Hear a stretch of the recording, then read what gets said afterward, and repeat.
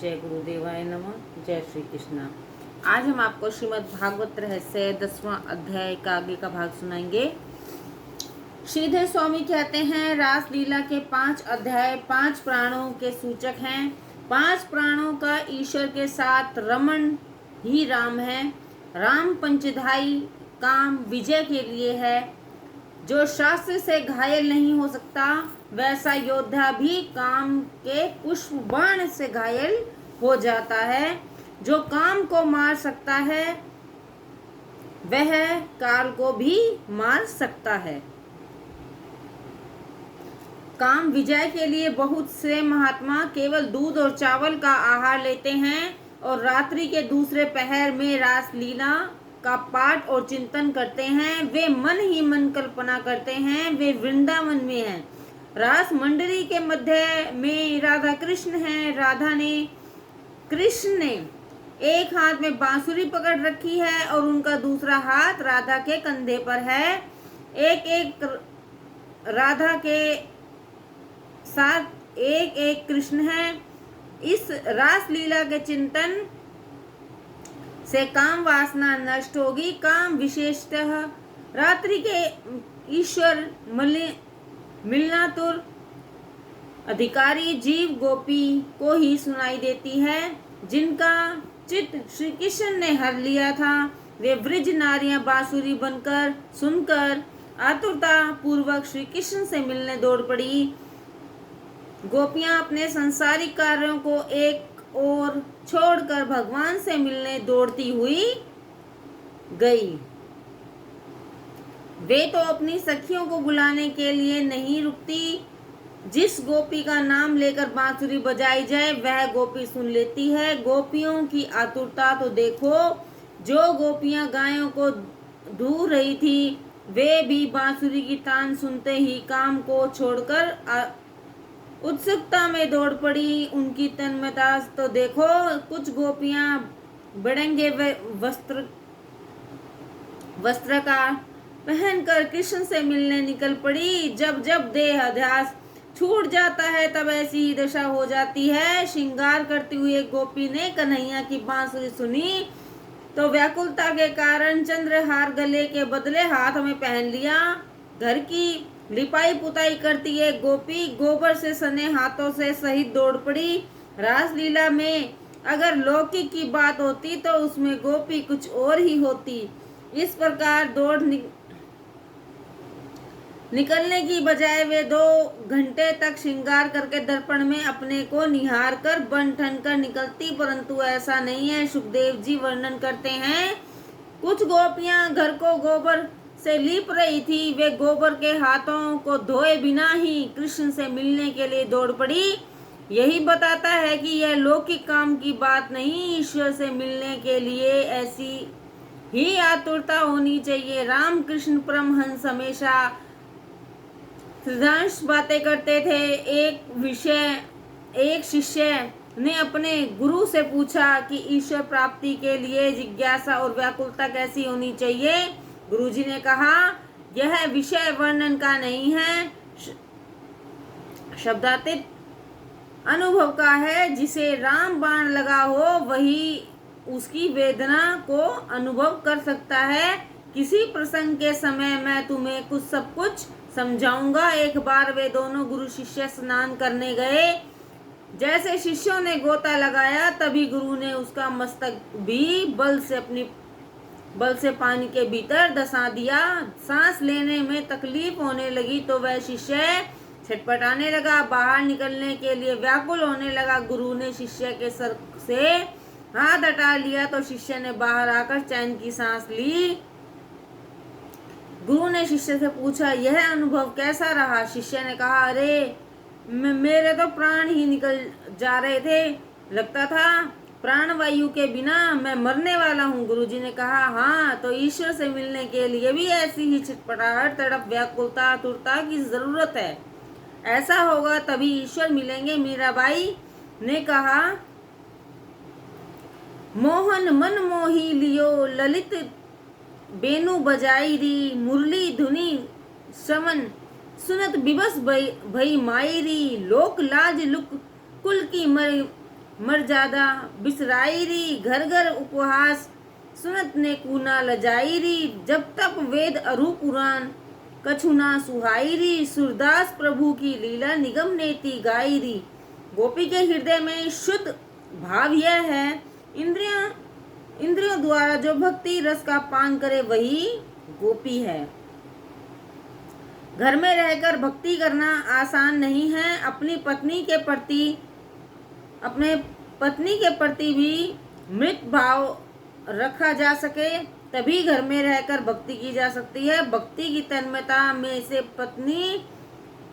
तन्मता से स्त्री पुरुष का देहभान मिटना ही चाहिए।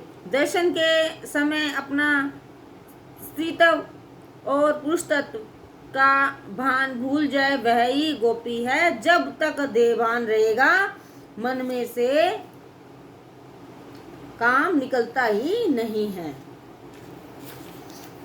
ये गोपियां कौन थी? जब ऋषि मुनि हजारों वर्ष तक तपस्या और ब्रह्म चिंतन करते रहने पर भी मन में बसे काम को न मार सके तो उस काम को कृष्ण अर्पण करने की इच्छा से गोपियों का अवतार लेकर गोकुल में आ बसे। इनमें साधन सिद्धा ऋषि रूपा, ऋतरूपा, स्वयं सिद्धा, अनन्य पूर्वा आदि कई प्रकार की गोपी थी। संसारिक लोगों का उपभोग करने से पहले जिसे वैराग्य हो जाता है वह अन्य पूर्वा गोपी है। केवल वृक्षों के पत्ते खाने वाले ऋषि को भी काम सताता है तो जीव के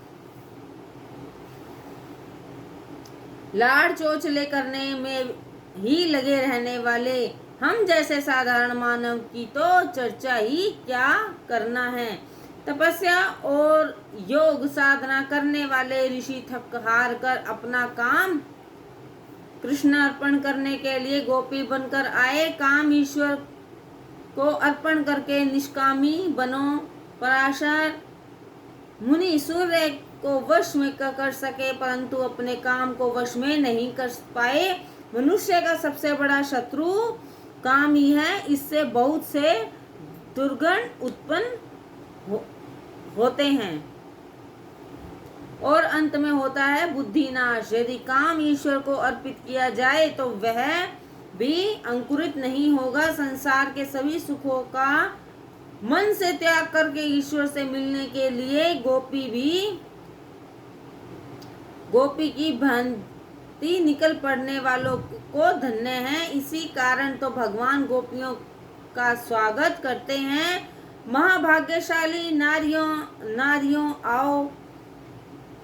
भगवतकार गोपियों ने महाभाग्यशाली कहते ही नारद जी भी अपने भक्ति सुत में गोपियों का दृष्टांत देते हैं। यही बताता है कि ये गोपियां कोई सामान्य स्त्री नहीं है, भगवान की भगत थी।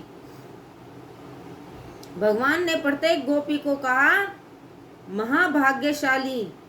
महाभागी मोटर विमान में घूमने वाला, बंगलों में रहने वाला भाग्यशाली नहीं है। जिसके सर पर काल का साया हो और वह भाग्यशाली कैसे हो सकता है?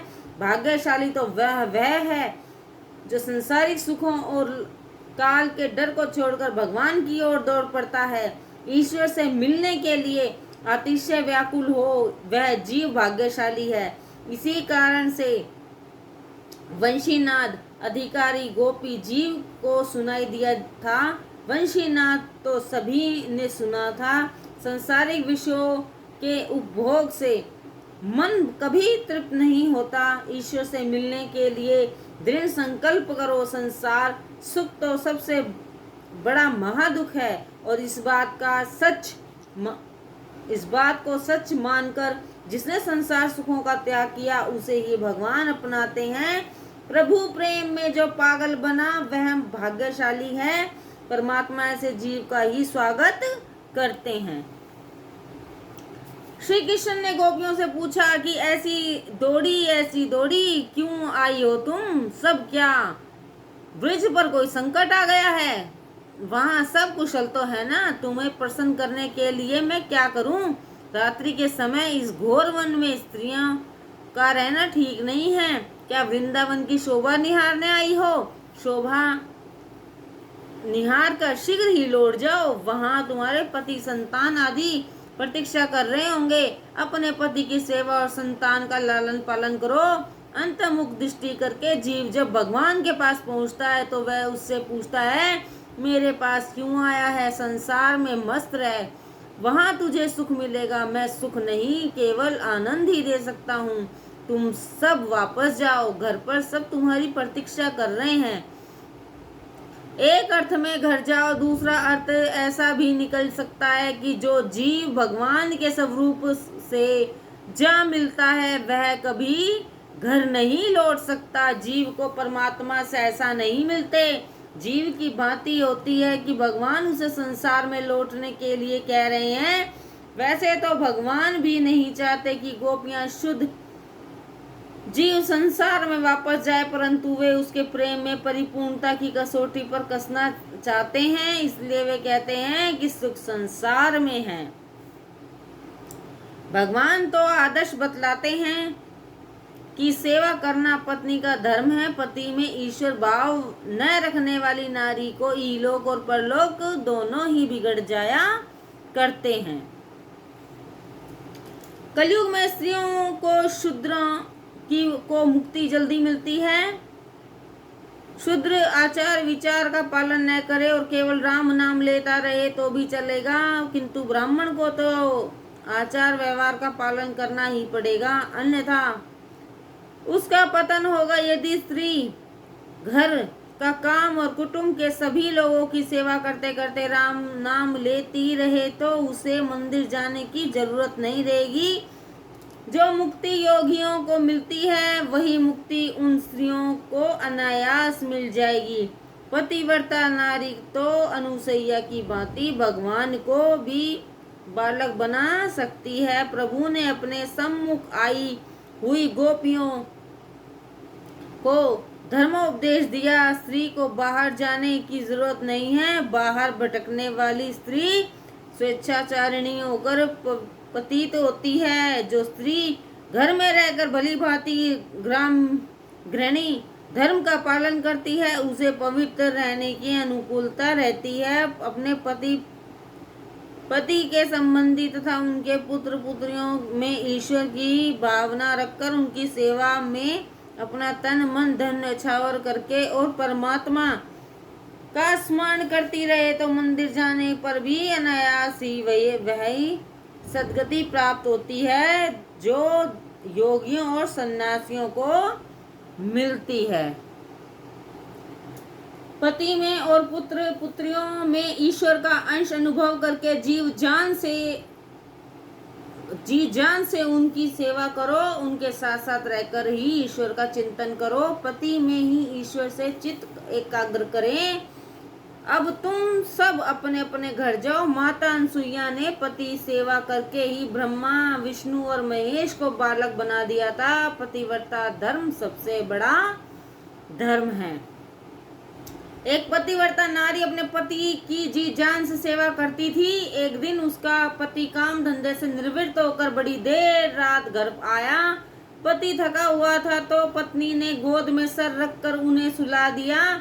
पति तुरंत ही गहरी नींद में सो गया। एक चारपाई पर उसका 2 साल का बेटा सोया हुआ था। चारपाई के नीचे अंगारे रखे हुए थे कि जिससे लड़के को सर्दी ना लगे। लड़का नींद की करवट बदलने लगा।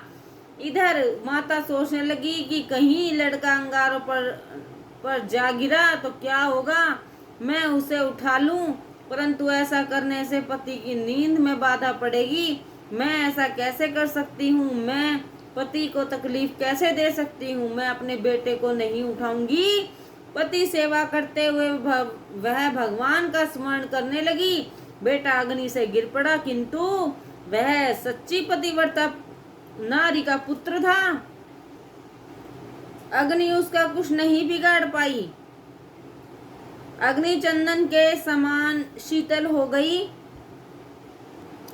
अग्नि की ज्वाला सारे विश्व को जला सकती है, परंतु पतिव्रता नारी अग्नि को भी जला सकती है। महापतिव्रता नारी से तो अग्नि भी डरती है। श्री कृष्ण ने उन गोपियों से कहा, अपने घर को जाओ, ऐसे महान पतिव्रत धर्म को छोड़कर तुम यहाँ कहाँ आई हो? अपने पति और संतान को ईश्वर का अंश मानकर प्राण प्रण से उनकी सेवा करोगी तो घर पर रहने से भी तुम्हारा कल्याण ही होगा। कृष्ण ने कहा, मेरे संयोग की बजाय मेरे वियोग में तुम्हें ज्यादा सुख मिलेगा।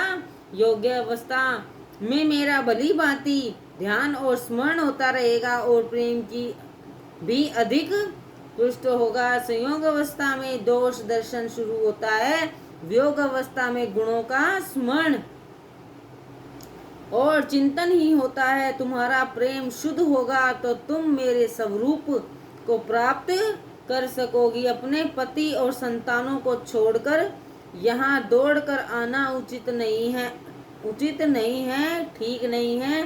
ध्यान की आरंभ अवस्था में साधक का चित्त चंचल होने के कारण उसे चारों ओर अंधेरे का ही दर्शन होता है, ईश्वर रूपी प्रकाश का नहीं। यदि वह निराश न होकर प्रयत्न करता रहे तो अंधकार चीर कर प्रकाश अवश्य निकलेगा। भगवान ने गोपियों को घर लौट जाने की आज्ञा दी तो उन्हें दुख हुआ। आज भगवान ने इतने निष्ठुर कैसे और क्यों हो गए? उन्होंने कृष्ण से पूछा कि आज आप ऐसा क्यों कर रहे हो? भगवान ने उनसे कहा, देह का स्वामी पति होता है, इस शरीर का कोई पति नहीं होगा। कोई पति होगा परंतु आत्मा का न तो कोई पति होता है और न ही कोई पिता होता है। आत्मा तो धर्म प्रभु से मिलन है, आत्मा का धर्म प्रभु से मिलन है। इस प्रकार भगवान ने उनको देह धर्म का उपदेश दिया तो गोपियां प्रभु को आत्म धर्म का उपदेश देने लगी। आज आप ऐसे निष्ठुर क्यों हो गए हैं? आप ही ने तो गीता में कहा है कि जो भी भाव से आपकी सेवा पूजा करता है उसे आप मिलते हैं, तो फिर आज हमें क्यों घर लौटाया जा रहा है? आप तो पति पावन और दया सागर हैं। ऐसी श्रद्धावश हम आपके चरणों में आई हैं। आप इतने कठोर क्यों हो गए हैं? हमने संसार के सभी विषयों का मन से त्याग करके आपके चरणों का आश्रय लेने का अटल निश्चय किया है। सभी विषयों का त्याग करके भगवान के चरणों में जाने वाला ही गोपी है। त्यक्तवा शब्द विषयों का शारीरिक त्याग दर्शाता है और संतजय शब्द विषयों का मानसिक त्याग असाधारण त्याग दर्शाता है। हम सभी विषयों का शारीरिक और मानसिक त्याग करके आपके चरणों में आई हैं।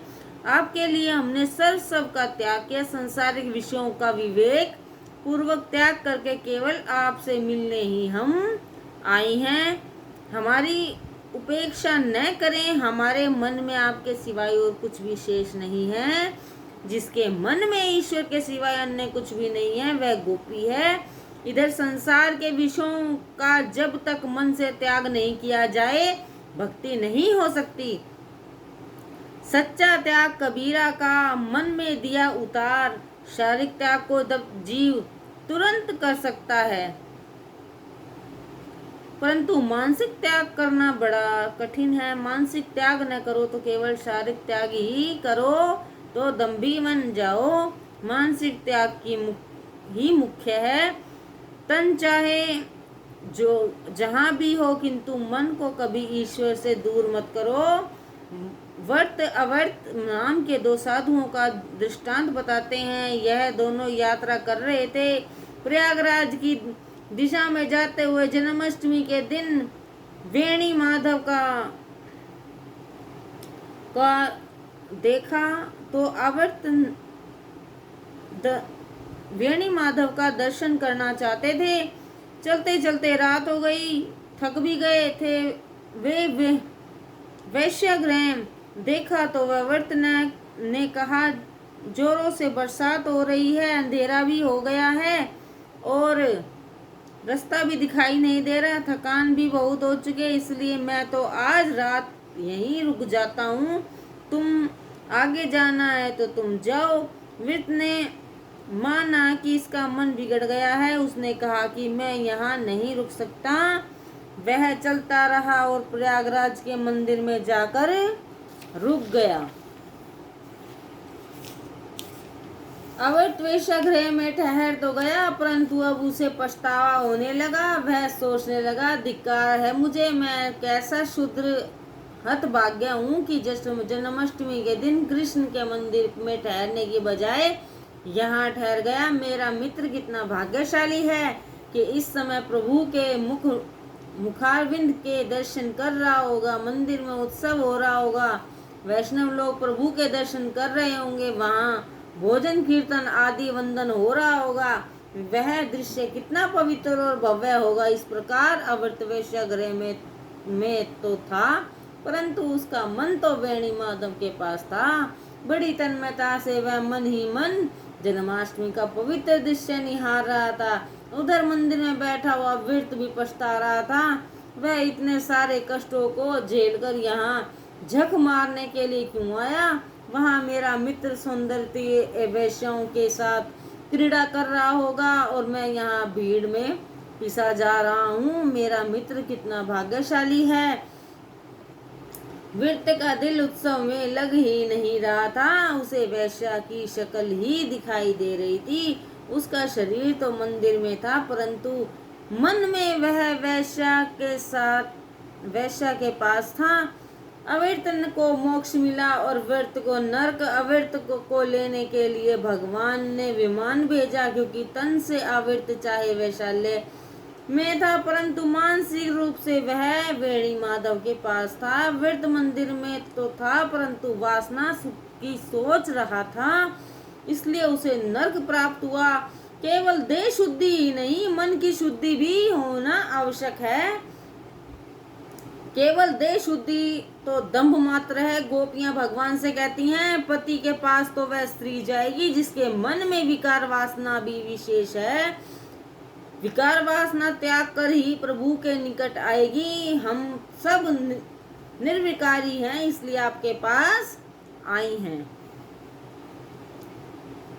भगवान कृष्ण ने कहा, तुम्हारी निर्विकारता का प्रमाण क्या है? गोपियों ने कहा, आप ही हमारी निर्विकारता का प्रमाण हैं। को देवो या मनः साक्षी, ये जो मन को साक्षी रूप निहारता है वह ईश्वर है। वह मन के भाव कुभाव को परख लेता है। यदि हमसे कोई विकार है भी तो वह आपसे तो छिपा नहीं हो सकता। आप किल मधुरतामा हैं, हम निर्विकारी हैं। अब तो एक ही इच्छा है, एक ही वासना बाकी है आपसे मिलने की। ईश्वर परिपूर्ण वैराग्य, प्रेम, भक्ति और ज्ञान मांगते हैं। उनका कुछ भी ओछा अधूरा स्वीकार्य नहीं है।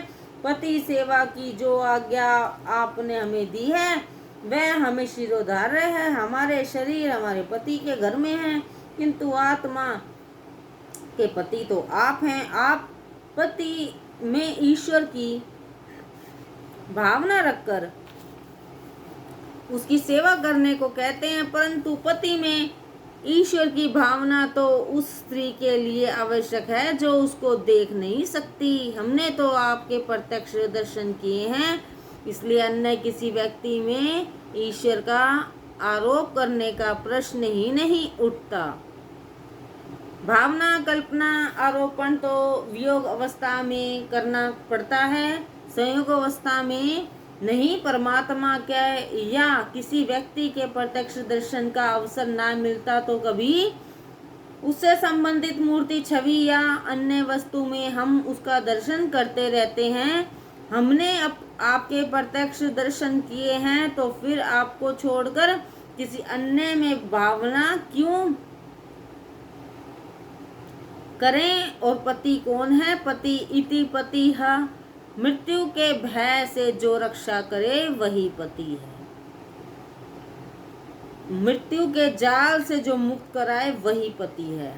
ऐसे तो एकमात्र आप ही हैं। जीव मात्र के सच्चे पति तो ईश्वर ही हैं। आप सबके अन्य स्वामी हैं। अतः हमने सोच समझकर ही आपके चरणों का आश्रय लिया है। नाथ एक प्रश्न पूछे। प्रभु ने अनुमति दी। गोपियों ने कहा, नाथ पतिव्रता नारी का जो धर्म है आपने बतलाया है उसका फल क्या है? कृष्ण ने कहा, मन शुद्ध होता है। गोपियां, मन शुद्ध होने पर क्या मिलता है? कृष्ण ने कहा, उस शुद्ध मना जीव को परमात्मा मिलते हैं। धर्म का पालन चित्त शुद्धि के लिए है और चित्त शुद्धि का फल प्रभु के से मिलन है। गोपियों ने कहा, फिर जब आप हमको मिल ही गए हैं तो अब हम उस जंजाल में जाकर क्यों फंसे? आप ही हमारे सच्चे पति हैं, हमारा त्याग मत कीजिए। प्रभु श्री कृष्ण ने कहा, मैंने तुम्हें पतिव्रता नारी का दृष्टांत सुनाया है, तब भी घर पर रहकर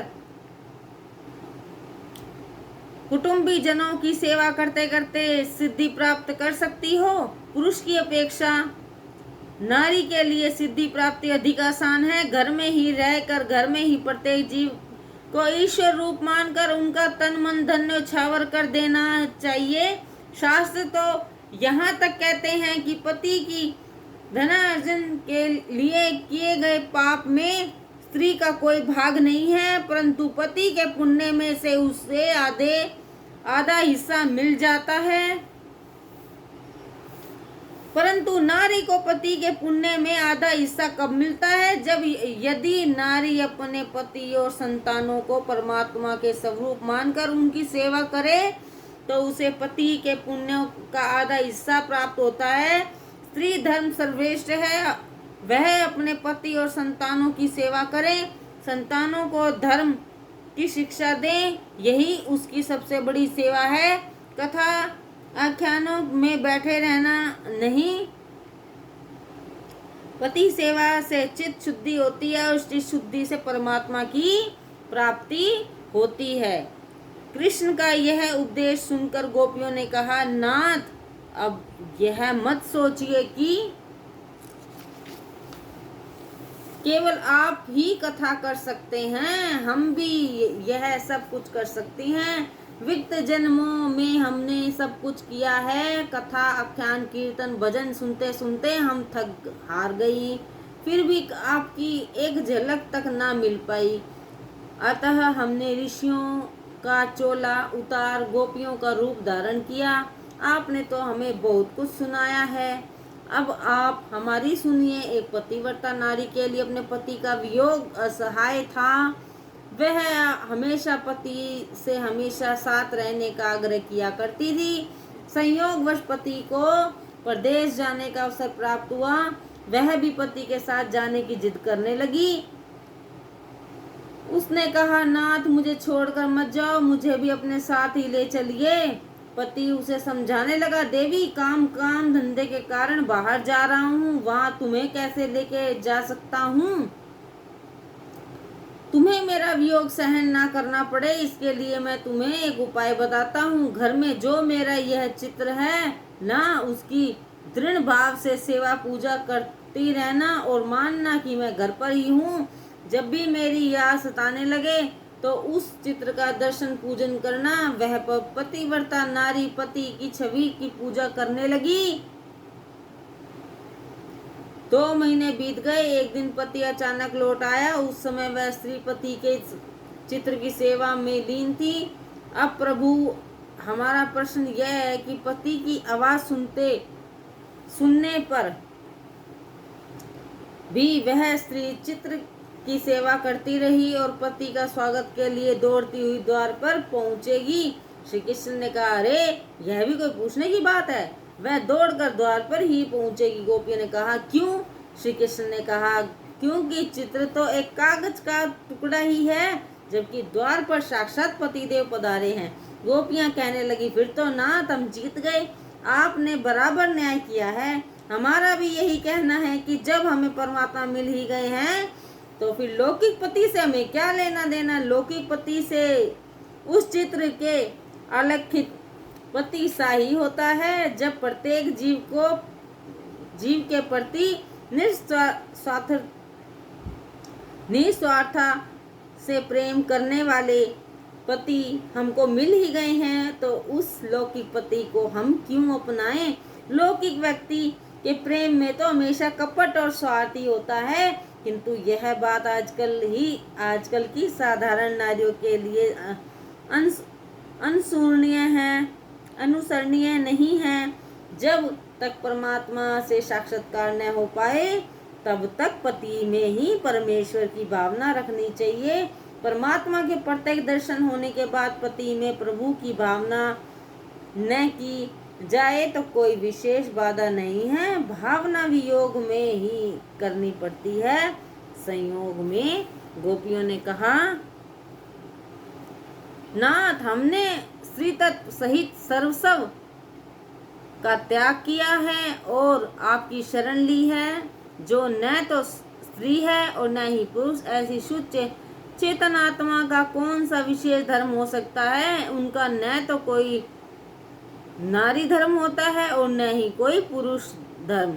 ना जो जीव स्त्री हो उसके लिए नारी धर्म का पालन करना आवश्यक है, परंतु हम तो शुद्ध चेतन आत्माएं। आत्मा का धर्म प्रभु में से मिलन है।